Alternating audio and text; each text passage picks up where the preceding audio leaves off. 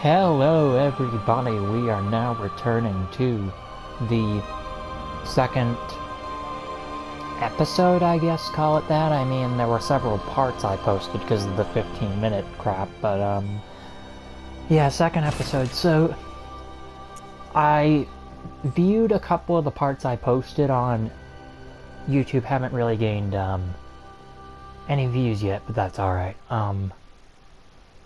One thing to note is that I saw how my quality did go down a bit, and I do want to apologize for that.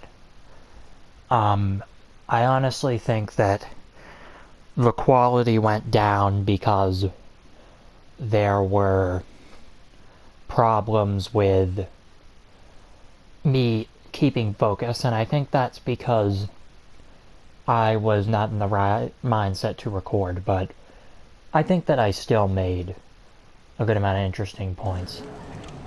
Now, I'm not one to beg for feedback, but it's kind of bad that I don't have any feedback, because one of my plans was I was going to use the feedback to improve this series, so I guess I'm just going to keep steady the way I was doing things until some feedback arrives. So anyways, I guess I didn't heal or something. Why is he already dead?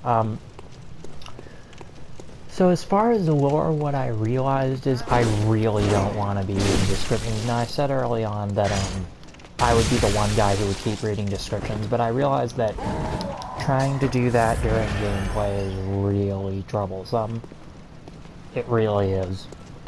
So instead, what I'm gonna do is I'm gonna get through certain sections and then I'll read the descriptions.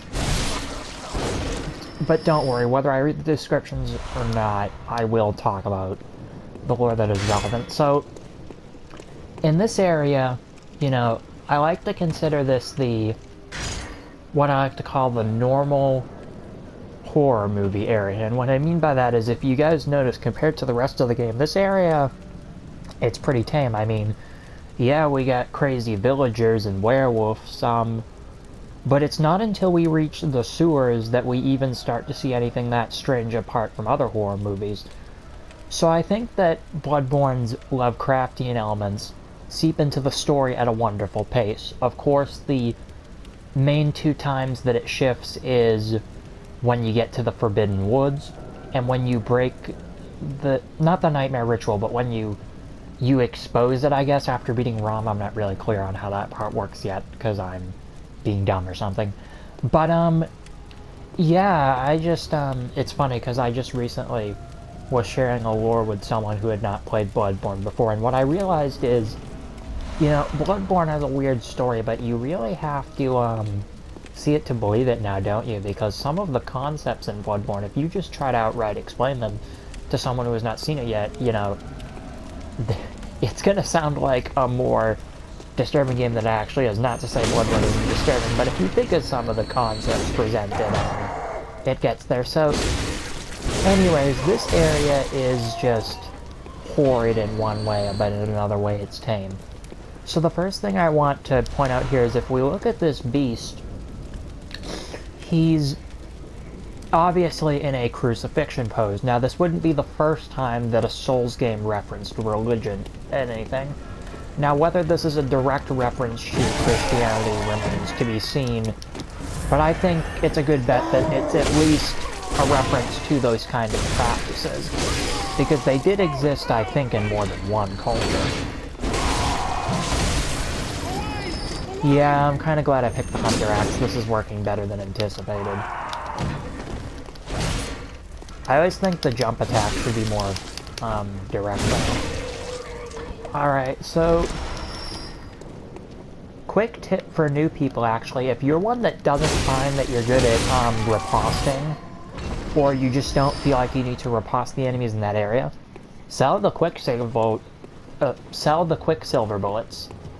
They make for some good early blood echoes to buy things in the shop that the messengers have. Sorry, man, I already know about your trap. And first visceral of the playthrough. What a mess. And I do want to talk about that. I don't know if anyone has asked the lore of that, whether or not the visceral attack has something to do with it. Because we know that when we get the Quicksilver bullets, Quicksilver is a metaphor for mercury, we know that. And mercury poisoning can be in the blood, and we know that because if I were to press the up key and get the extra 5 bullets, we lose health, and I think that's because it's directly implying both lore-wise and gameplay that we're hurting ourselves to get those Quicksilver bullets. So what I think is, I bet they're probably just normal bullets with the added contaminated blood, the Quicksilver, the mercury. Or, even more interesting, if this was the case, maybe they're not bullets inherently. Maybe, because what I mean is, you know how we have bloodstone shards and stuff? Because in this game, blood, like, doesn't coagulate, or it does the opposite. Maybe the Quicksilver bullets are directly blood only, and they harden into the shape of a bullet, giving them named Quicksilver bullets. Kind of like, because you can name things that aren't directly what they say they are. For example, a flying fish is not 100%, no, a better example. A tiger striped shark is not a tiger that's a shark. It's a shark that looks like a tiger with its colors. So perhaps the Quicksilver bullets are not fossilized, but hardened Quicksilver in the shape of bullets, and they're only mercury. I don't think this is too far-fetched considering the way that the bloodstone shards harden. Question, do I have a shard? Because that would actually... Yes, I do. Okay. A solid shard that forms in cold blood after death. A substance of blood hardens and which does not crystallize is called a bloodstone. So what is it called if it crystallizes? That looks pretty solid to me. At the workshop, these bloodstones are embedded into weapons to fortify them. So once again, we have another example of how blood is used in a way that is not the norm in our world. So, very interesting. But yeah, that's all I got about the Quicksilver thing, because if we look at the Quicksilver description, let me try to read that if I can find that I have any Quicksilver bullets. For some reason it's telling me that I don't have Quicksilver bullets, which doesn't make any sense, because how could I have not picked up any Quicksilver bullets? What the fuck, guys? What, are they not stored in your inventory? Yeah, you guys can read that description. But I like how they reference that blood echoes are almost like reflections or whatever. Oh, there is a description I do want to read. So, this is what I was talking about with the, before with the, you know, substance-like reference.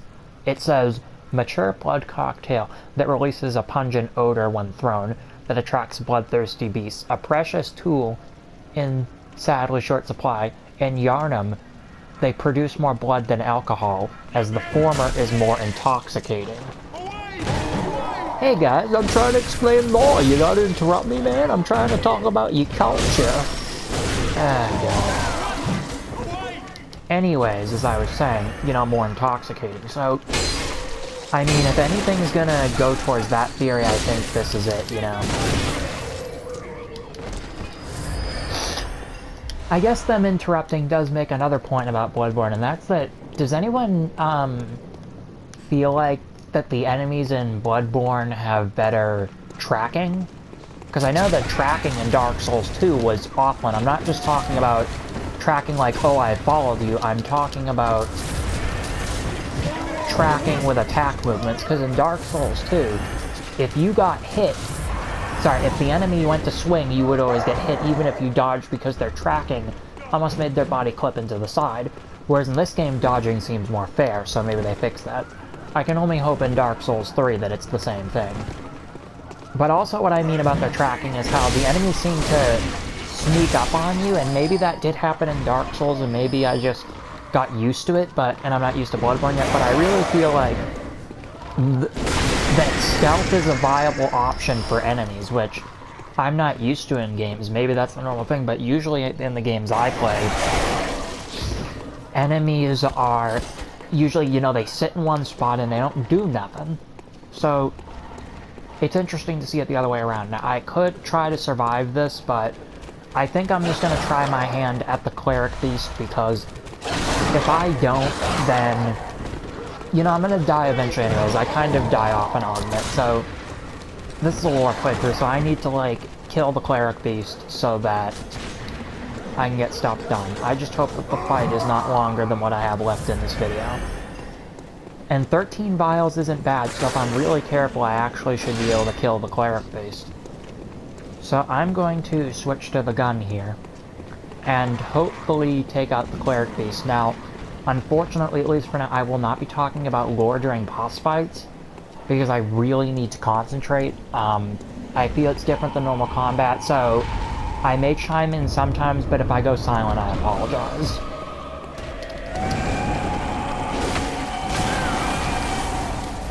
That's rough. Well, not that bad, I guess. What am I doing? I have it in short form.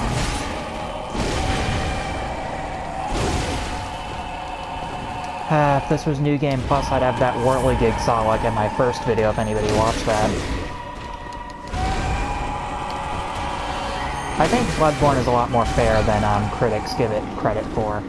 I mean, the Cleric Beast is a tough boss, I'm not gonna lie, he hits hard, but I think that if you're paying attention, and you're moving around, you have a good chance of beating the Cleric Beast.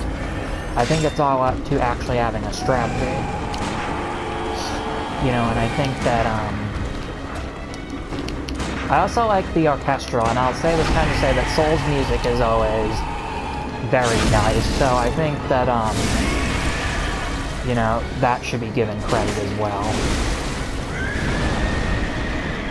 And I just realized, unless you have one insight, you can't level up, so if you guys don't know about the thing where you can beat Gascoigne first, or see Gascoigne and get insight, technically the game is planning, if you're not skilled enough, that you will lose to the Cleric Beast, because how will you have insight to level up to be strong enough against the Cleric Beast? Because the average new player is not going to be ready for that, I don't think, unless they've played a Souls game before, or they have some sort of innate talent. So that's interesting, and his head should be healed by now, so let's try to get another Visceral. Alright. Speaking of the Cleric Beast, I'm not going to talk about the lore of him until I beat him, and hopefully I beat him in this try. So far things are going surprisingly well.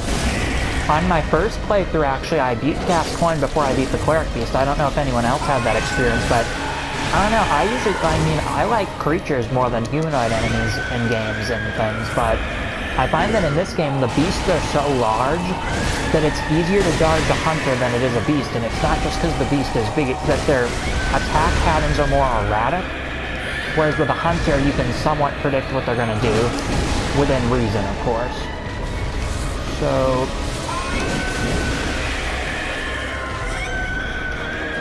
that was really bad. What I just did there, that wasn't appropriate to fight him. Ooh, no, I want the gun out. I know I'm wasting blood vials here because I want to be in max health. I don't want to get one-shotted. I would rather die with no vials slowly than get one-shotted. I hate being one-shotted in any game. But what I will say about the lore in this is that, you know, the Cleric Beast is interesting in the fact that we're not very far in the game, but he's a very large beast.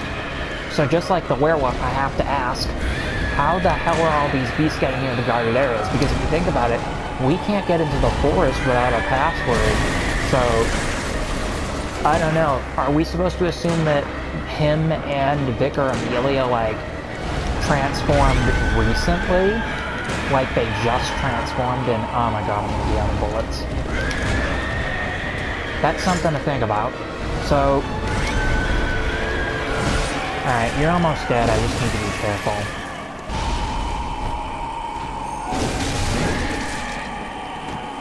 And finish you, hopefully.